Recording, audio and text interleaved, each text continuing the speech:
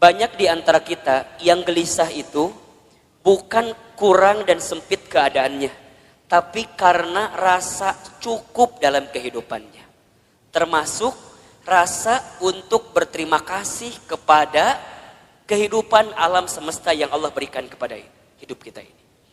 Bunda di rumah tangga, kenapa sering ada problem masalah? Satu jawabannya, karena bunda sedikit berterima kasih kepada pasangan hidup bunda. Betul apa enggak? Suami kenapa sering rungsing di rumah tangganya?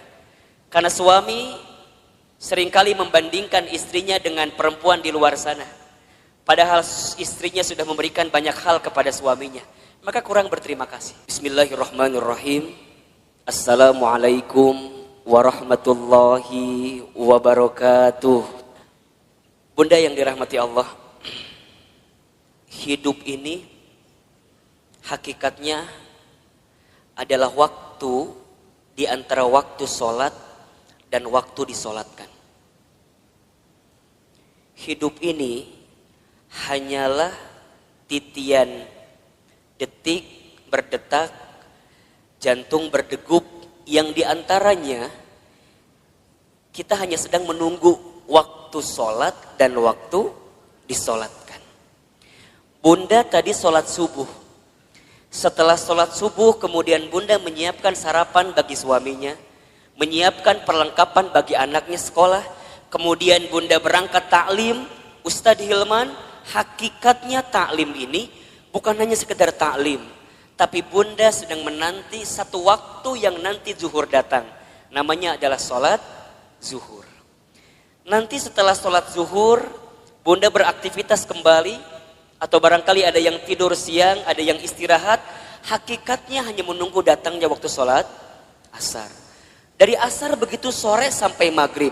Dari maghrib kemudian ke isya. Isya kemudian bunda istirahat, tidur sepanjang malam. Hakikatnya menunggu datangnya sholat subuh.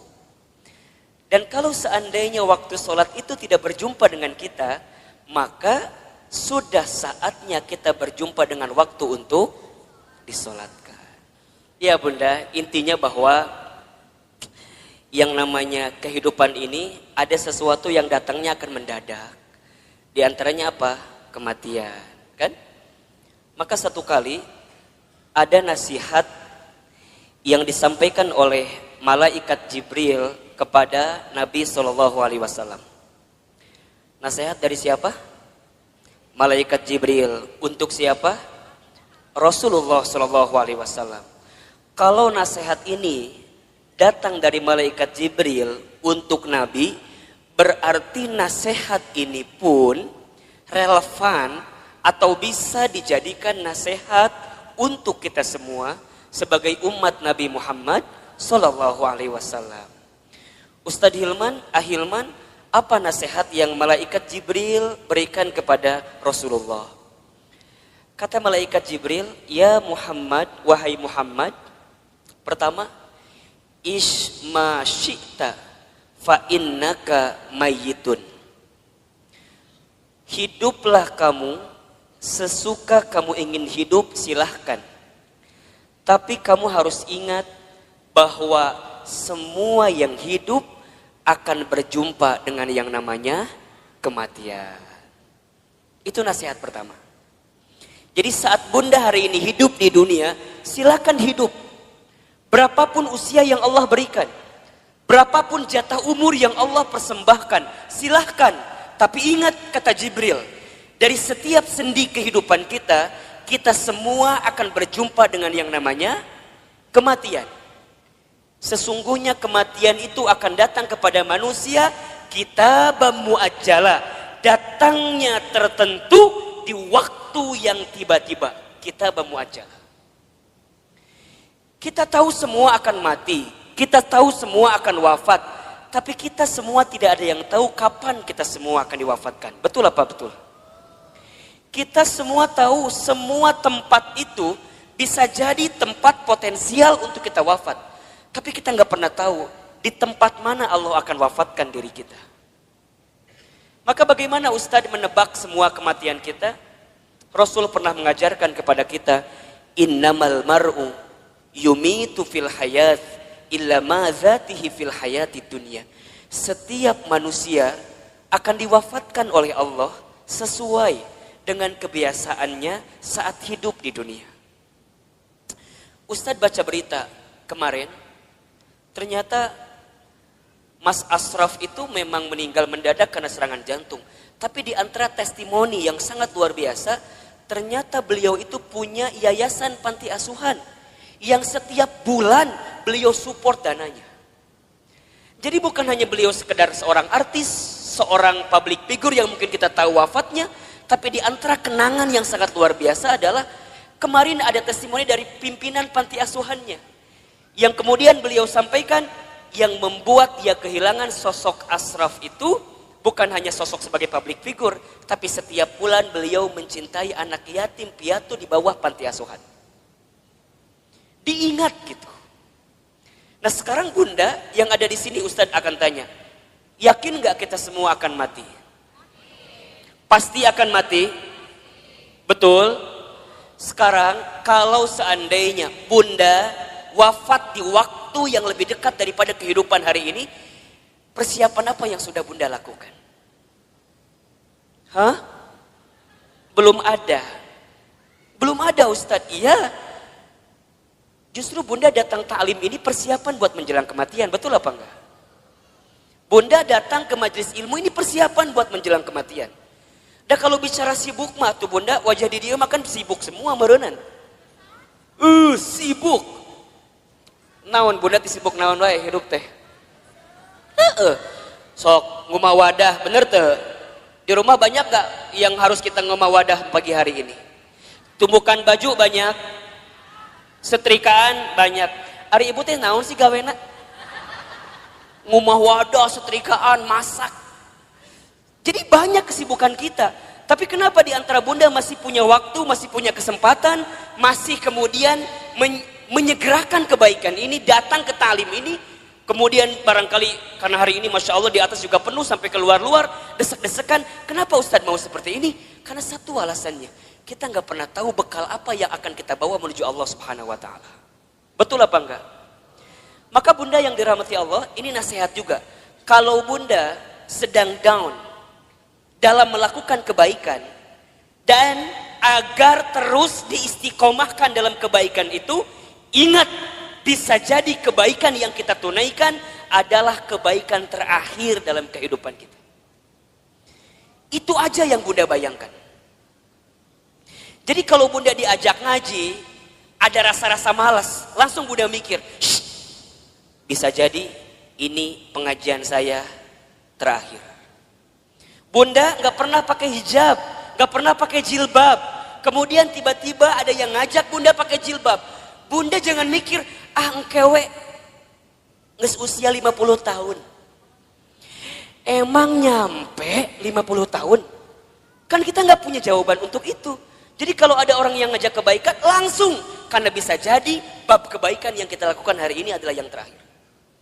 Makanya Nabi itu kalau sholat dengan para sahabat, saat beliau ngimamin, apa kalimatnya? Setelah kalimat istau istaqimu, luruskan safnya, rapihkan safnya, lihat kalimat selanjutnya. As-sholatul muwaddi, sholatlah seakan-akan kamu sholat yang terakhir. Itu aja.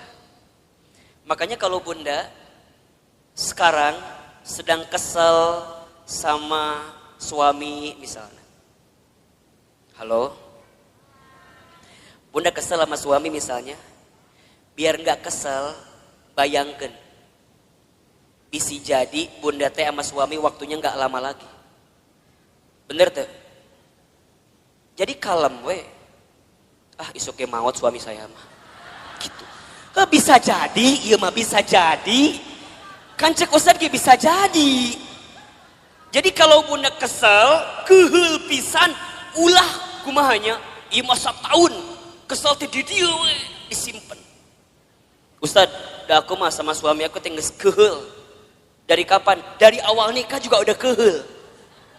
Nah atuh nikah teuing Ustadz. Udah Bunda, kalau yang sudah bertahun-tahun nih kesel luar biasa, catat baik-baik. Kita itu akan benar-benar merasa kehilangan orang yang kita cintai bukan saat dia masih ada, justru saat dia sudah tidak ada. Catat status di Facebook. Kita akan merasa kehilangan seseorang dalam hidup kita bukan saat dia masih ada, tapi saat dia sudah tidak ada bersama dengan kita. Yang kedua, apa nasihatnya Ustadz? Kata Jibril, wa ahbib man syi'ta fa innaka mufarriquh. Ya Muhammad, wahai Muhammad, cintailah siapapun, apapun yang kamu cintai, tapi ingat, kamu akan berpisah dengan siapa atau apa yang kamu cintai itu. Bisa jadi kamu yang berpisah dengan dirinya, atau orang yang kamu cintai berpisah duluan dengan kamu yang mencintainya. Ada saatnya berjumpa dan pasti ada saatnya berpisah.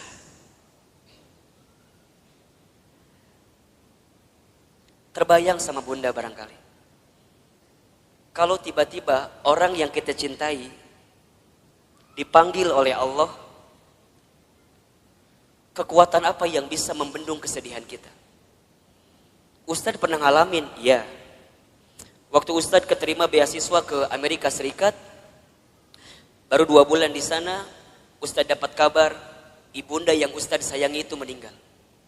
Dulu kelas 3 SMA, dari Amerika mau pulang susah, harus pulang seperti apa. Tapi Ustadz bersyukur, karena sebelum Ustadz berangkat ke Amerika, itu ada 1 minggu dikasih libur sama pesantren, Ustadz pulang kemudian ke rumah, dan selama seminggu itu Ustadz nemenin ibunda almarhumah. Nemenin terus. Nyuapin makannya, nemenin sholatnya. Dan begitu banyak di antara kata-kata ibunda yang terekam di hari-hari seminggu itu, yang sekarang jadi kenyataan. Ustadz sering ceritakan ke bunda barangkali. Bagaimana ibunda Ustadz waktu 1 kali sarapan, Ustadz suapin, ketika sarapan ibunda bilang ke saya, Hilman, nanti mama bakal nonton Hilman ceramah di TV. Dulu saya gak pernah nyangka, orang Garut, orang kampung, orang miskin, anak yatim, gimana caranya bisa ke Jakarta, bahkan bisa masuk TV. Hari ini, apa yang ibunda saya ucapkan jadi kenyataan. Ibunda saya pernah dapat hadiah sejadah, gambarnya Ka'bah. Kemudian ibunda saya tidak pernah lepas baca talbiyah setelah selesai sholat. Kemudian saya tanya kepada ibunda saya, Mama kenapa baca talbiyah terus setelah selesai sholat? Kata ibunda saya, Hilman, Iman, sambil dipegangin pipi saya, Mama itu ingin sekali berangkat ke Baitullah. Kalau Mama gak sempat berangkat ke Baitullah, Mama doain Iman bisa bolak-balik ke Baitullah. Hari ini, saya pengen berangkat ke Baitullah kapanpun terserah kita. Karena banyak travel yang kerjasama dengan kita. Tapi di balik itu semua, kadang ketika saya berangkat ke Baitullah, saya suka sedih. Karena saya belum sempat menggenggam tangan ibunda saya, ayahanda saya, untuk bisa menatap Ka'bah. Maka bunda yang dirahmati Allah, kita akan merasa kehilangan seseorang yang kita cintai, bukan saat orang itu masih ada, tapi orang itu setelah tiada. Maka mohon maaf lahir batin, kalau sekarang bunda punya keluarga, punya suami, pasangan, anak-anak gitu. Cara mencintai yang paling tulus kepada mereka, bukan saat mereka masih ada. Tapi bayangkan seandainya orang ini sudah tidak ada dengan kita. Dan Ustadz tuh paling kesal, paling sebel, kalau ada istri yang suka bilang begini, Ustadz, da aku mah nikah sama suami aku teh, meni asa gak pernah bahagia teh. Ari bunda udah berapa tahun nikah teh? 12 tahun. Selama eta kesiksa terus 12 tahun teh. Yakin dak moal mungkin 12 tahun teh meni sangsara terus, betul apa enggak? Ada enggak selama 12 tahun sisi bahagia yang suami berikan? Pasti ada, pasti. Gak mungkin gak ada. Ustadz nanya, bunda sekarang tinggal di mana? Di rumah. Sekarang Ustadz tanya, itu rumah dari siapa? Tuh kata apa Ustadz? Tiba-tiba ayawe di imah orang. Tapi kan gara-gara suami, betul apa enggak? Sedikitnya ada uang suami, gak banyak mungkin uang suami, tapi setidaknya suami yang kemudian dia bekerja, banting tulang, walaupun uangnya nggak seberapa, dia ngasih rumah buat kita. Bunda bisa tinggal di rumah itu. Betul apa enggak? Bunda masih ingat sempat jalan-jalan sama suami, sempat mungkin jalan-jalan ke Taman Safari merenan pernah. Dulu waktu awal-awal, betul apa enggak? Yang Taman Safari tiketnya masih 50.000 kene. Ayeuna geus 250.000 tiketna. Meureun baheula ke Taman Safari, ayeuna mah ke Taman Coret-Coret. Teu naon? Betul apa enggak? Jadi bunda, mohon maaf ya. Kalau ada di antara bunda yang saat ini sedang disakiti oleh suaminya, ada di antara bunda yang barangkali hari ini sedang dikhianati oleh suaminya, di antara bunda barangkali hari ini yang sedang ternoda hatinya karena suaminya, bayangkan sosok suami kita yang walaupun pernah menyakiti kita, dia pernah memberikan sesuatu yang terbaik dalam hidupnya buat kita. Jadi kalem. Dan kita akan ketemu tahapan berpisah dengan orang yang kita cintai. Maka cintai dia selagi ada. Anak bunda, cintai dia selagi ada. Suami bunda, cintai dia selagi ada. Ibu, bapak, ayah, bunda, orang tua bunda, cintai dia selama masih ada. Demi Allah, bunda akan merasakan sakit sesakit-sakitnya saat ingin berbuat baik kepada orang tua, sedangkan orang tua sudah tidak ada. Maka satu kali Ibnu Umar itu pernah bertanya kepada Rasulullah, ya Rasulullah, kalau seandainya aku menggendong ibuku keliling muterin Ka'bah, apakah aku bisa membalas semua kebaikan orang tuaku? Apakah aku bisa membalas kebaikan ibuku? Jadi aku gendong ibuku keliling Ka'bah, apakah aku bisa membalas kebaikan ibuku? Apa jawaban Nabi ketika itu? Wahai Ibnu Umar, seandainya kamu menggendong bukan hanya di depan Ka'bah, tapi kamu menggendong ke seluruh dunia ibunda kamu, demi Allah, jangankan semua kebaikannya, tendanganmu saja saat engkau dikandung dalam rahimnya belum tentu membalas kebaikan kamu, ibunda kamu, dengan apa yang kamu lakukan. Jadi kalau sekarang bunda berikan apapun kepada orang tua, misalnya ngasih A, ngasih B, ngasih C, ngasih D, dan kita merasa cukup membalas semua kebaikan orang tua, demi Allah, tendangan kita pun saat kita dikandung oleh orang tua tidak akan bisa membalas semua kebaikan. Maka cintai dia selama masih ada, karena kita akan menyesal ketika orang tua kita sudah tidak ada. Yang ketiga, apa nasihatnya? Wa'mal ma syi'ta fa innaka mazyun bi. Ya Muhammad, berbuatlah kamu sesuka kamu ingin berbuat, tapi ingat, kamu akan diminta pertanggungjawaban dengan apa yang kamu lakukan itu. Jadi bunda, silakan bunda berbuat apapun terserah bunda, tapi ingat, kita akan diminta pertanggungjawaban. Jangan hanya berpikir nikmat di dunia, tapi berpikirlah balasan apa yang akan kita dapatkan ketika kita kembali kepada Allah. Mudah-mudahan wafatnya Ashraf kemarin yang cukup mengagetkan kita, membuat kita tertegun, terenyuh dan tersentuh bahwa mati akan datang tiba-tiba. Ajal tidak bisa menunggu taubat kita, dan taubat kita pun tidak bisa memastikan ajal kita. Kalau Allah sudah inginkan wafat dalam waktu yang dekat dalam hidup kita, kita bisa apa? Kita nggak bisa mengakhirkan, kita nggak bisa menunda, semua pasti akan bertemu dengan kehidupan kita. Mudah-mudahan orang tuanya yang sudah wafat, barangkali di sini ada yang sudah wafat orang tuanya, ditempatkan di tempat terbaik Allah Subhanahu wa taala. Dan mudah-mudahan kita semua pun diistiqomahkan sampai husnul khatimah. Baik, bunda yang dirahmati Allah, Ustadz hari ini akan lanjutkan kajian yang pekan lalu kita masih bahas. Judulnya adalah cara menghadapi kegelisahan. Kita review sedikit ya. Pertama, cara menghadapi kegelisahan itu adalah dengan cara husnuzon kepada Allah. Ustadz Hilman, apa itu husnuzon? Husnuzon itu artinya berpikir baik, berkata baik, berprasangka baik kepada Allah Subhanahu wa taala. Bagaimana caranya husnuzon, Ustadz? Bagaimana caranya husnuzon, Ustadz? Katakan, ini yang terbaik dalam hidup saya dan ini yang terbaik di mata Allah Subhanahu wa taala. Karena sesuatu yang baik menurut kita belum tentu baik menurut Allah. Tapi yang terbaik menurut Allah pasti yang terbaik dalam kehidupan kita. Pertama, agar kita tidak gelisah, atau bisa menghadapi kegelisahan, husnuzon dalam kehidupan. Yang kedua, caranya adalah berusahalah untuk menerima atau percaya dengan ketetapan Allah, dalam kurung takdir. Takdir itu artinya sesuatu yang Allah tetapkan. Kalau bunda diberikan masalah oleh Allah, berpikirlah bahwa memang kita yang pantas dan bisa menghadapi masalah tersebut. Soal anak SMP gak akan mungkin dikasih ke anak SD. Soal anak SMA gak akan mungkin dikasih ke anak SMP. Semua dalam hidup ini sesuai dengan takarannya, sesuai dengan ukurannya. Terima takdir dan percaya takdir Allah Subhanahu wa Ta'ala. Yang ketiga, caranya adalah berusaha bersyukur dalam keadaan apapun. Ustadz Hilman, apa itu bersyukur? Bersyukur itu artinya berterima kasih dalam keadaan apapun. Asyukru bil qalbi, syukur dengan hati. Asyukru bil lisan, syukur dengan lisan. Asyukru bil amal, syukur dengan amal perbuatan. Banyak di antara kita yang gelisah itu bukan kurang dan sempit keadaannya, tapi karena rasa cukup dalam kehidupannya.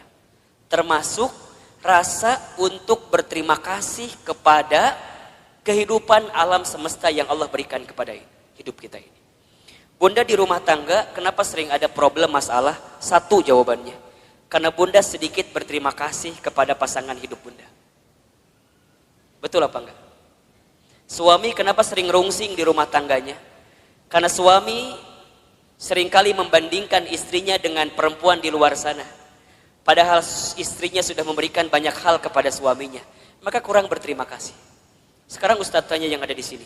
Bunda yang ada di sini, berapa sering bunda mengucapkan terima kasih kepada suaminya? Tiap hari? Cius? Beneran?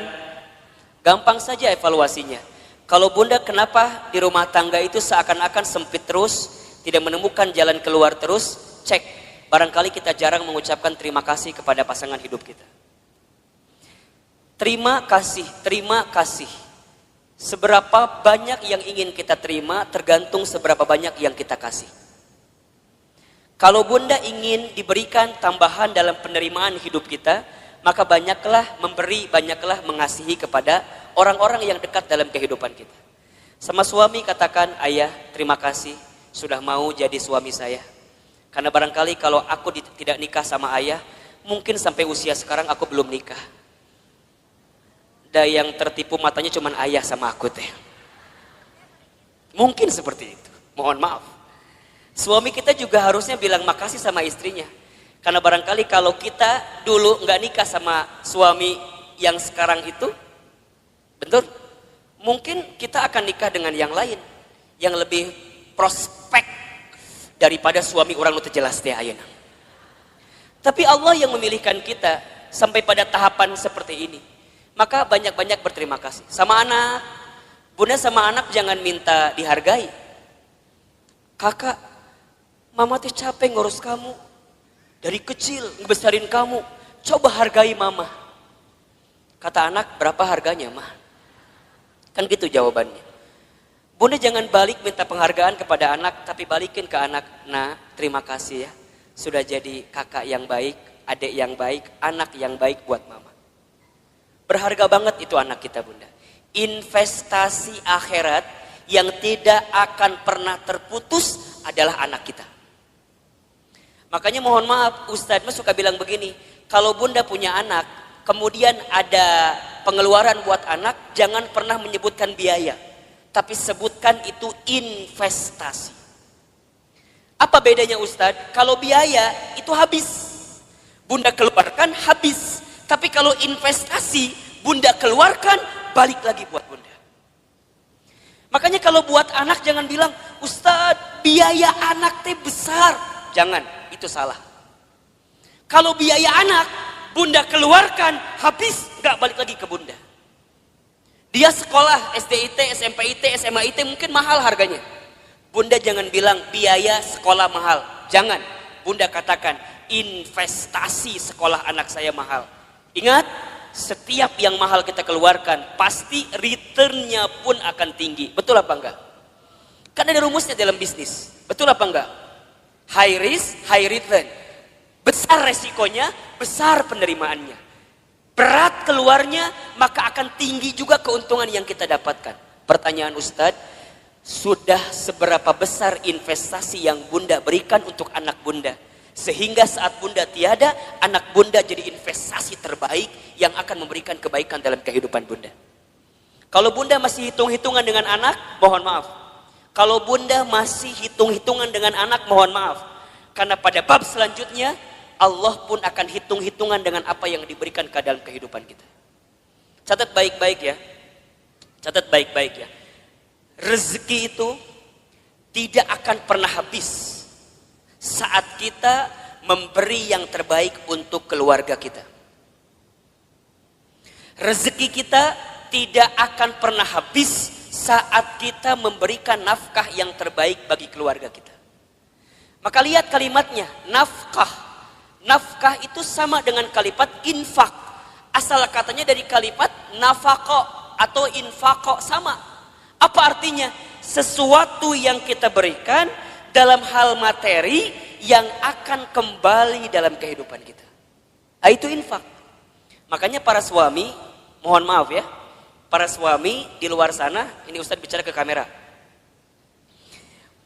Emang ada suami di belakang? Emang ada di sini yang tiba-tiba pakai jilbab gitu? Suami nggak ada kan?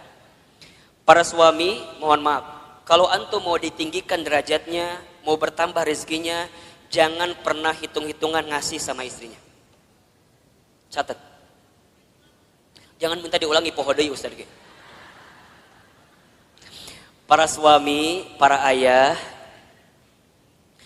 kalau kita ingin ditinggikan derajatnya, dimudahkan rezekinya, maka jangan pernah pelit kepada istrinya. Karena saat engkau membahagiakan istrimu, di saat itu Allah akan bahagiakan kehidupanmu. Ustadz percaya sekali bahwa suami yang baik sama istrinya, kemudian istrinya bahagia karena kehidupannya, istri bahagia itu menentukan rezeki suami. Makin bahagia istrinya, maka makin mudah rezeki suaminya. Cius. Benar. Bunda tanyain istri saya. Tanya nanti kalau ketemu. Teh Lina, bahagia nggak punya suami kayak Ahilman? Tanya. Nggak tahu atuh, tanya ku ibu. Engke kalau ibu ketemu sama Teh Lina, ibu tanya. Ustadz mah sangat meyakini Bunda. Sekarang banyak keajaiban rezeki dalam diri Ustadz itu bukan semata-mata karena Ustadz, bukan. Saya mah tuh apa daya lah, jangan kieu hungkul lah. Ya ginilah apa gitu kita mah. Betul nggak? Semua kebaikan datang hinggap kepada kita karena ada magnet yang kuat. Magnetnya adalah istri kita. Kebayangkan, itu teh baru satu istrinya. Hah? Naon ieu teh? Ada yang salah Ustaz sampaikan? Emang Ustaz ngomong naon tadi teh?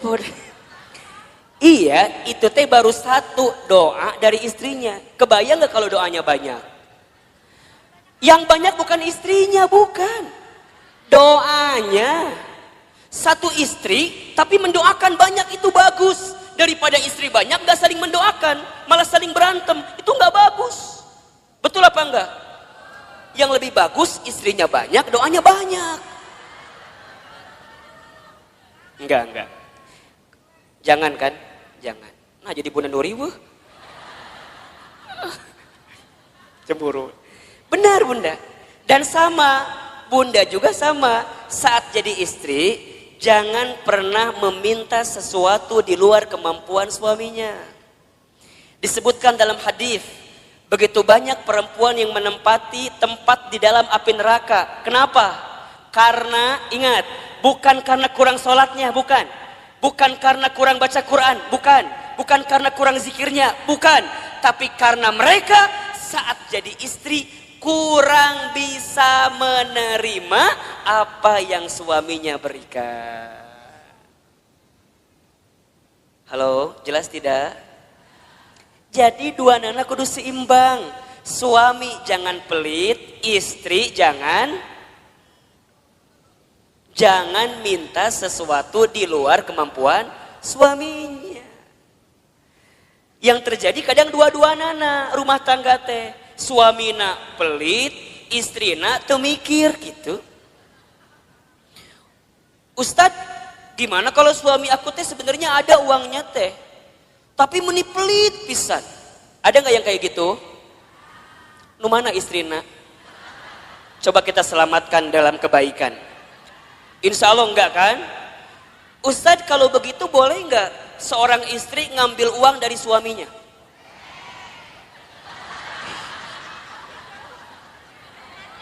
Bahaya loh ini loh. Kela Ustadz nanya nih.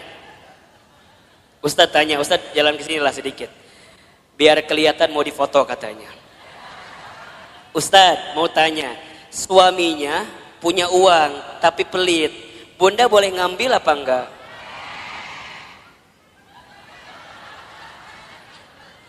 Kata siapa itu teh? Bunda catat ya, kalau suaminya pelit, kemudian dia nggak pernah ngasih kepada kita padahal uangnya ada, maka bunda boleh mengambilnya dengan can beres, asik langsung. Tah cek Ustad mah eta nu jadi salah teh. Ku bunda si Ustad sok dipotong materina teh. Bunda boleh mengambil dengan syarat tertentu.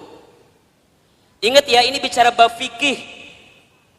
Contoh ya, jadi kalau suami pelit, uangnya ada tapi nggak ngasih ke bunda, bunda boleh ngambil dengan syarat tertentu. Satu, bunda ambil sesuai dengan kebutuhan keluarga. Satu, ingat ya, bukan kebutuhan bunda, kebutuhan keluarga. Jelas kira-kira? Uang dapur kebutuhan bunda atau kebutuhan keluarga? Baik, uang pembantu kebutuhan bunda atau keluarga? Bunda beli tas baru new arrival di Botani, kebutuhan keluarga atau kebutuhan bunda?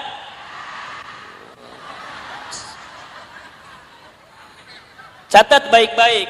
Jadi kalau bunda ngambil uang suami buat beli tas new arrival di Botani, itu bukan kebutuhan keluarga, itu kebutuhan bunda. Kalau suami nggak ngasih, jangan ngambil. Kalau bunda ngambil, hitungannya dosa mencuri. Mikir. Berapa rupiah yang sudah bunda ambil, pikir. Suami pelit, ada uangnya, bunda ambil buat beli make up. Boleh apa enggak? Boleh, asalkan suami senang dengan make up yang bunda kenakan. Lamun bunda beli make up, tok cek suami teh, reka mana gaya? Misalnya suami nggak nerima dengan apa yang diambil karena make upnya, mohon maaf, bunda harus bilang sama suami. Ini bab penting tentang keuangan bunda. Contoh topik lain Ustadz biar bunda paham. Kalau bunda punya hutang, suami harus membayarkan atau tidak? Kalau suami punya hutang, bunda kudu bayarkan atau henteu? Cukup membingungkan. Suami punya hutang, bunda kudu bayarin apa enggak? Nah, bunda punya hutang, suami kudu bayarin apa enggak?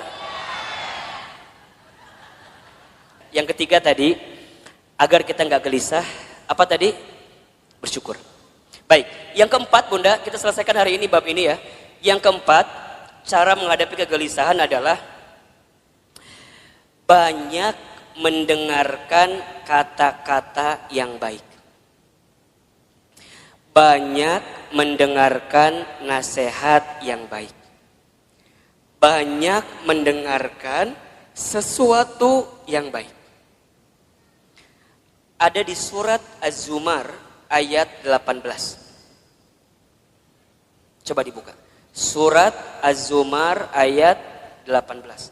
Surat ke-39 kalau nggak salah, ayat 18. Boleh Bun dibacain artinya, bantuin ustadznya. Az-Zumar ayat 18. A'udzubillahi minasyaitonirrajim. Yaitu mereka yang mendengarkan perkataan lalu mengikuti apa yang paling baik di antaranya. Mereka itulah orang-orang yang telah diberi petunjuk oleh Allah dan mereka itulah orang-orang yang mempunyai akal sehat. Baik Bunda, perhatikan kalimatnya. Di situ diperintahkan oleh Allah kita semua untuk mendengarkan sesuatu yang baik. Karena apa yang sampai ke telinga kita, itulah yang akan menentukan perasaan dalam hati kita. Betul apa enggak? Apalagi buat perempuan, buat para muslimah. Perempuan itu lemahnya atau kelemahannya di telinga. Laki-laki lemah atau kelemahannya di mata. Laki-laki mah kalau ngelewat sesuatu yang lebih indah menurut pandangannya, maka dia akan menatap sesuai gerakan dari yang dilihat itu. Jadi kalau Bunda jalan jeung suami Bunda di Botani, tiba-tiba di depan Bunda teh aya nu geulis. Set ngalewat. Suami Bunda pasti akan melihat. Set gitu. Biasanya pandangannya sesuai dengan arah kemana dia berjalan. Jadi kalau Bunda jalan sama suami, kemudian suaminya begitu lihat yang indah-indah, pada tahapan pertama biarkan saja, berarti wajar, normal. Tapi lamun keterlaluan, kemana panon eta, eta gitu. Jadi kalau set sekali itu wajar, memang nalurinya begitu laki-laki. Tapi kalau perempuan itu lemahnya di telinga. Makanya hati-hati Bunda dengan kalimat-kalimat yang negatif yang datang dalam kehidupan kita. Itu yang bisa membuat kegelisahan dalam hidup kita. Contoh, Bunda teh punya teman. Pertama begini, Cida sini.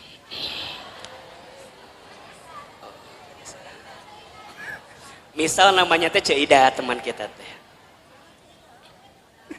Nungguin Cida pasti ya tadi teh. Misalnya Bunda teh cerita sama teman Bunda, siapa namanya? Cida. Cida dulu. Sini. Bunda teh cerita apa? Gini ceritanya. Cida. Naon cekokom gitu. Misal yang cerita teh cekokomnya, ibu mau cerita ke Cida gitu. Cida, iya naon cekokom. Cekokom tuh cerita, ibu namanya cekokom ya. Naon cekokom cerita naon cek Cida teh. Cekokom teh kieu ceritana teh. Cek, saya teh lagi pusing ku naon. Anak saya teh udah kuliah, tapi kalau disuruh sholat melihara rese pisan. Ih, hese disuruh sholat teh. Padahal manehna teh apal eta teh kewajiban, tapi meuni hese. Berkali-kali kadang subuh mah ku saya teh sok disiram ku cai.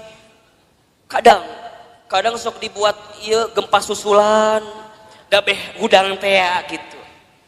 Tapi meuni hese dihudangkeun teh. Kadang-kadang aku teh suka merasa bersalah. Aku teh ngaji tapi anak aku mending susah diajak sholat teh. Cekokom cerita sama siapa? Cida. Karena Cida teh bagus, teman yang baik, maka lihat jawabannya. Cekokom.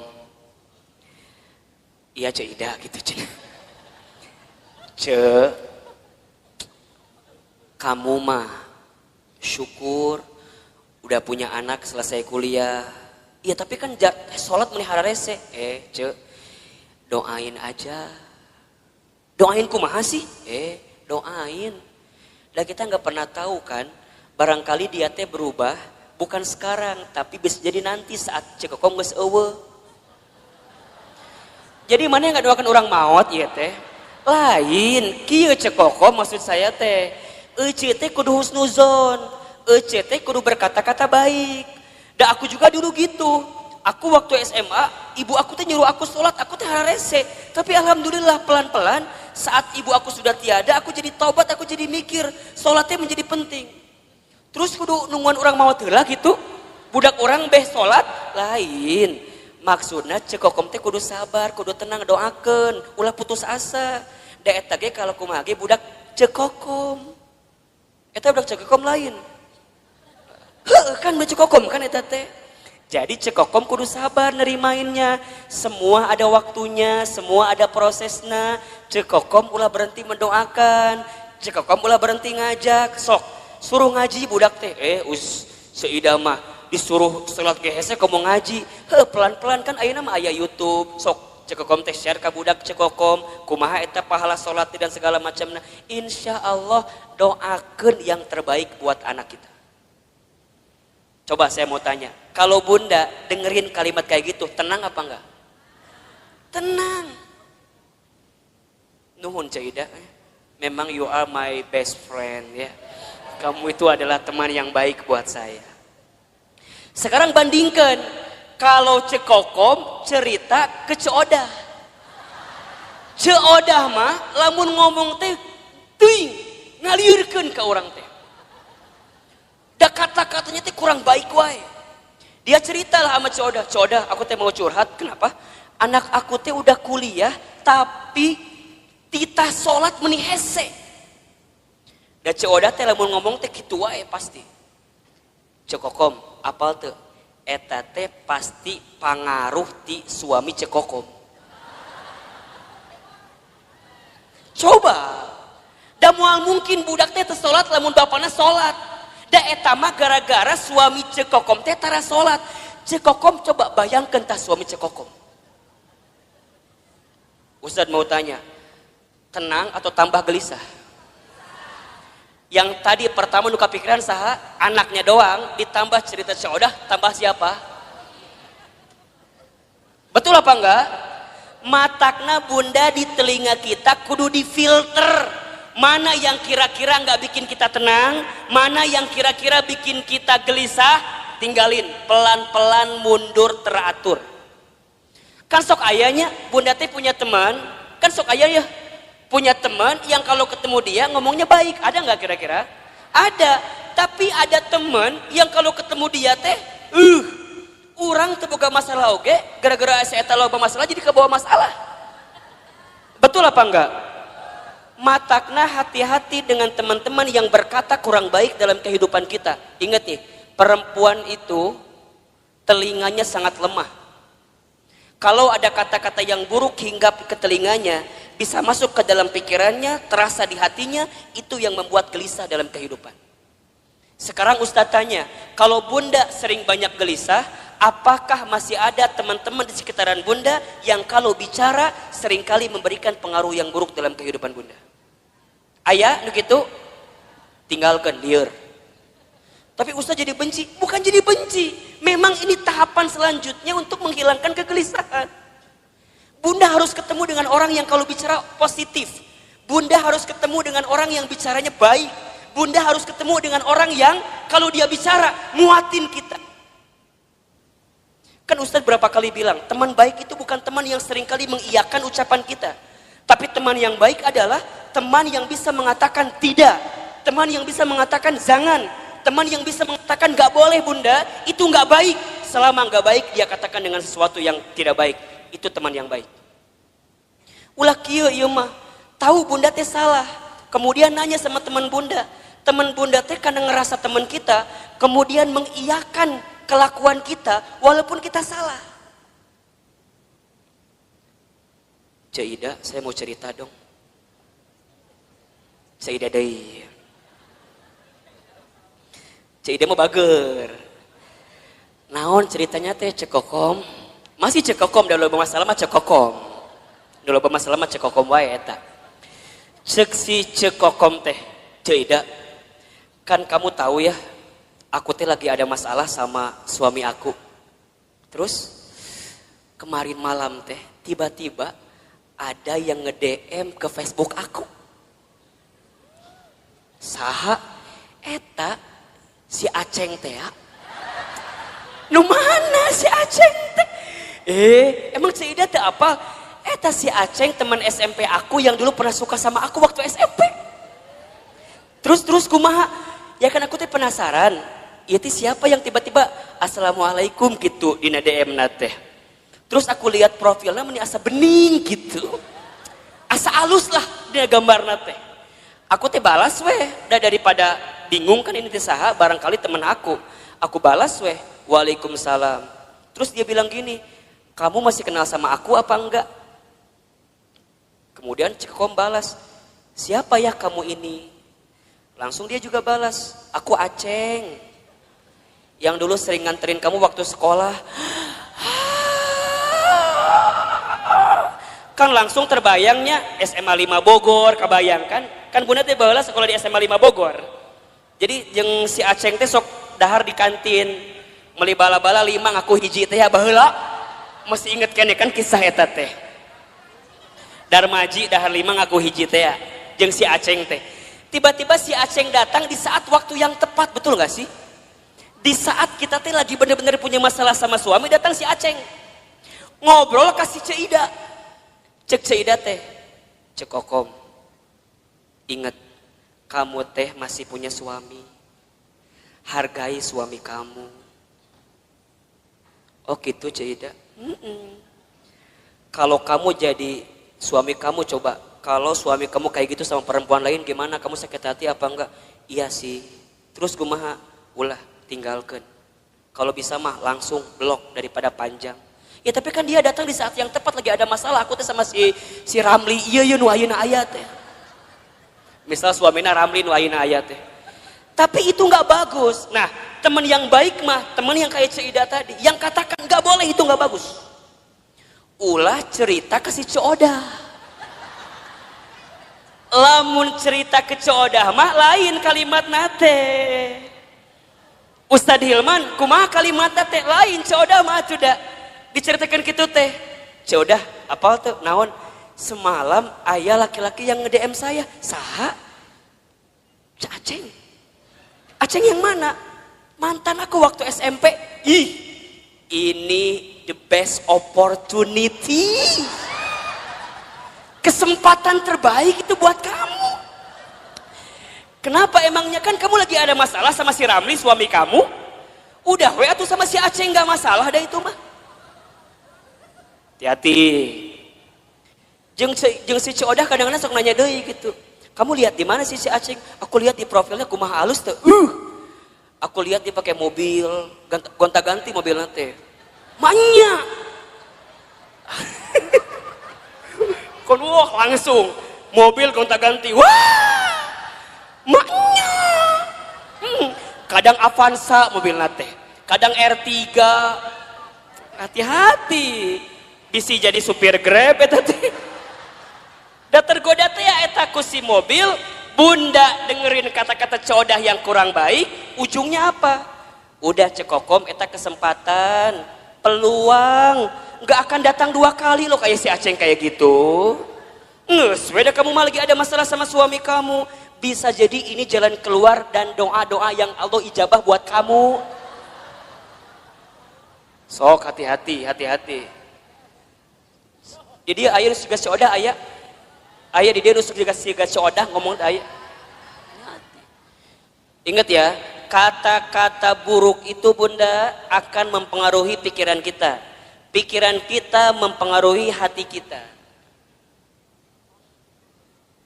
Sama bunda juga, kalau bunda hidup di rumah tangga dengan suami, kalimat suami seringkali mendatangkan hal-hal yang negatif dalam kehidupan bunda.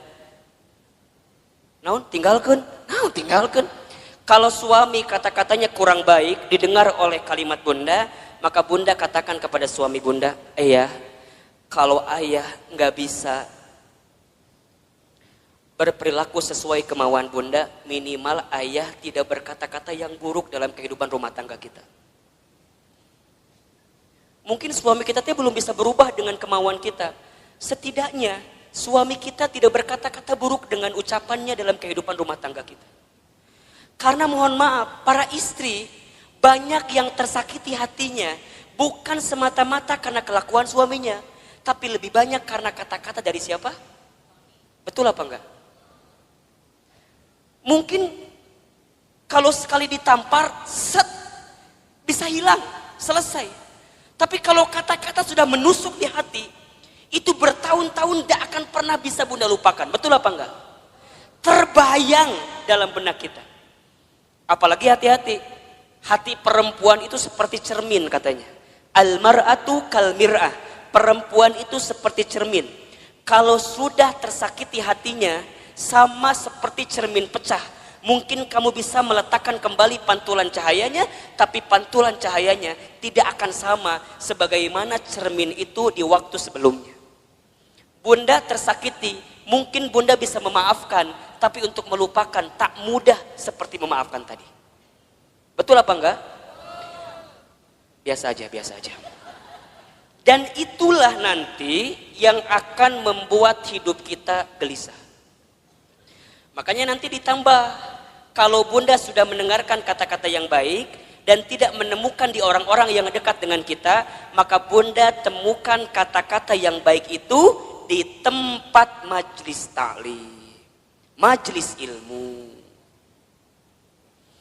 Makanya Ustadz Hilman mohon maaf ya, kalau bunda barangkali seringkali mendengarkan kajian saya, sangat sedikit sekali kajian saya bicara tentang hal-hal yang mungkin mengusik hal-hal lain, kemudian nyindir hal-hal yang lain. Saya bicaranya deket-deket aja, deket-deket di sini aja. Saya berusaha untuk menghadirkan kata-kata nasihat yang bijak dalam kehidupan bunda. Buat Ustadz mah bunda, bunda nyatat, kemudian bunda lupa kajian saya, nggak masalah. Karena barangkali catatan hutang lebih banyak daripada catatan kajian saya.